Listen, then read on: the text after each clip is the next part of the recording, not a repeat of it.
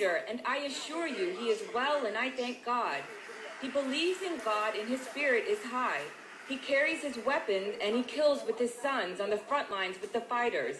This is Muammar Gaddafi, who presents his life and the life of his sons as fighters and martyrs.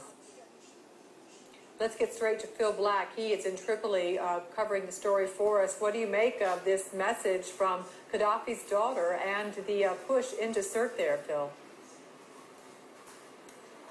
Well, let's begin with the message from Gaddafi's daughter, Natalie. The Syrian pro-Gaddafi TV station has in the past aired messages from Gaddafi himself, from his son, from his spokesman, and now adding to that mix is Gaddafi's daughter Aisha, who fled to Algeria when Tripoli fell.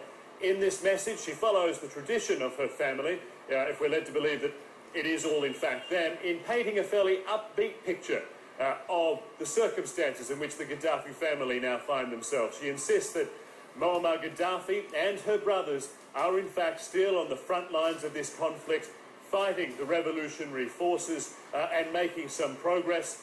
How true is that? Well, there have certainly not been any reported sightings of Gaddafi or his sons in the battleground, and it's probably a fair bet to say that if they had been there, we would have heard about it so far, Matt.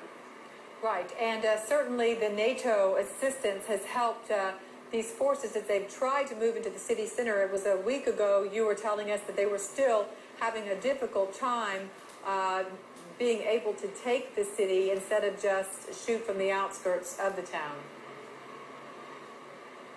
Yeah, there's been more fighting today around and within Muammar Gaddafi's birthplace. The battle for Sirte, as you say, is about a week old. It began back then with a big push into the city, and it hasn't been going well ever since. On that and after that initial push, they were met with fierce, committed resistance from pro-Gaddafi forces who were able to fire at the anti-Gaddafi fighters from within concealed buildings, small arms, rocket-propelled grenades, doing a great deal of damage, inflicting heavy casualties. And they since withdrew to the outskirts of the city, and from there have maintained some offensive action through the week, but they say that their big focus has been on helping the civilians that are trapped within the city. They've been trying to get them out because they fear that residents will be killed in the crossfire. Today, more advances into the city, more casualties. We're told there are at least 30 revolutionary fighters injured today.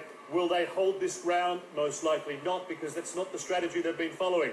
They go in, they blast away, and then at the end of the day withdraw to the outskirts to fight for much of the same territory again. As I say, it has not been going well, but the revolutionary fighters say that they're still holding back on some of their biggest firepower for fear of hurting those civilians who remain inside the city now. The last Gaddafi stronghold, and certainly a fierce one to try to overtake Phil Black for us there live in Tripoli. Thanks so much, Phil.